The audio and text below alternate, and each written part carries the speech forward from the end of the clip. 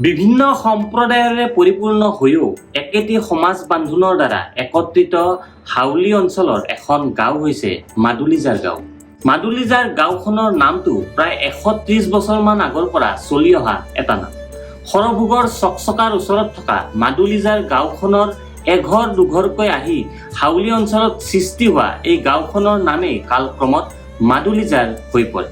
সৰভোগৰ ওচৰত মাদুলিজাৰৰ এজন অত্যন্ত সাহসী যুৱক আছিল। নাম আছিল মালোৰাম কলিতা, যাক মুলি কলিতা বুলি সকলোৱে জানিছিল। এই মুলি কলিতা নামৰ সাহসী ডেকাজনে সাহসিকতাৰ পৰিচয় দি পোনপ্ৰথমে হাবি জংঘলেৰে আৱৰি থকা বিপদসংকুল অঞ্চলত অকলে থাকিবলৈ সাহস কৰিছিল। 1890-95 চনমানৰ কথা। সৰভোগৰ ওচৰৰ মাদুলিজাৰ গাঁৱৰ এদল লোকে বসতিৰ নতুন স্থান বিচাৰি শিমলুগুৰিৰ ওচৰত সাতভনীৰ টোপ অঞ্চলত থাকিবলৈ লয়। কিন্তু বিভিন্ন অসুবিধা হোৱাৰ বাবে লোকসকলে সুবিধাজনক ঠাই বিচাৰি হাউলি অঞ্চলৰ এই স্থানলৈ আহিছিল। মানাহ নদীটোৰে সৈতে স্থানখিনি দেখি সকলোৱে বসতিৰ উপযুক্ত স্থান বুলি থিৰাং কৰিছিল। কিন্তু অতব্য ঝাৰণিৰে ভৰা এই অঞ্চলটোত নানান বনৰীয়া হিংস্ৰ জন্তু দেখি সকলোৱে থাকিবলৈ ইচ্ছা কিন্তু কৰা নাছিল। কিন্তু সেই দলটোৰ এজন ব্যতিক্ৰম যুৱক আছিল মুলি কলিতা। এই সাহসী ব্যক্তিগৰাকীয়ে অদম্য সাহস দেখি পিছলৈ এঘৰ দুঘৰকৈ আন পৰিয়ালবোৰেও থাকিবলৈ এক সাহস পাইছিল।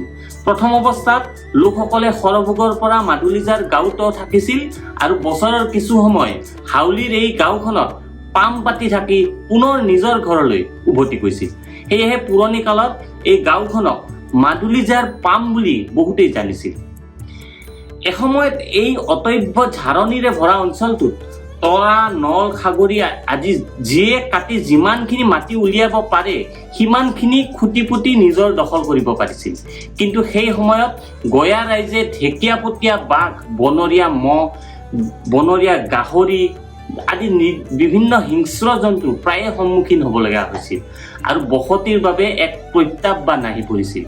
বাঘৰ অত্যাচাৰ সহিব নোৱাৰি গাঁৱৰ মানুহে হালাপাকুৰি গাঁৱত ইংৰাজে স্থাপন কৰা ডাক বঙলালৈ আহি হাকিমক বাঘ মাৰিবলৈ অনুৰোধ কৰাত হাকিমে হাতীৰে চিকাৰী লৈ গৈ বাঘ মাৰিছিল আৰু হাতীৰ পিঠিত ঢেকীয়াপতীয়া বাঘ এটা উঠাই লৈ আহিছিল বুলি জানিব পৰা যায়।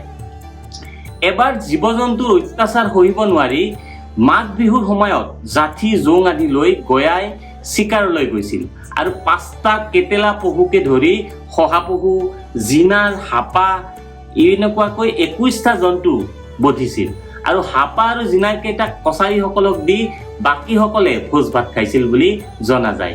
হাউলিৰ মাদুলিজাৰ গাঁৱৰ মাজেৰে বৈ গৈছে ইতিহাস প্ৰসিদ্ধ মানাহ নদীখন। এসময়ত এই নদীখন অঞ্চলটোৰ যাতায়াতৰ প্ৰধান পথ আছিল। ক'বলৈ গ'লে এই অঞ্চললৈ বসতিৰ বাবে প্ৰথমে যি ঠাই বিচাৰি আহিছিল লোকসকলে প্ৰথমে এই নদীখনেৰে আহিছিল। গাঁওখনত বসতি আৰম্ভ হোৱাৰ সময়ছোৱাত বিভিন্ন বেপাৰীয়ে এই নদীয়েদি বেপাৰৰ নাও চলাইছিল বুলি জনা যায় আৰু মাদুলিজাৰ গাঁৱৰ কৃতি শিক্ষক সদ্যপ্ৰয়াত ঘামৰাম বৰ্মনৰ ঘৰৰ সন্মুখত দুডাল শিমলু গছত নাওবোৰ বান্ধিছিল বুলি জনা যায়।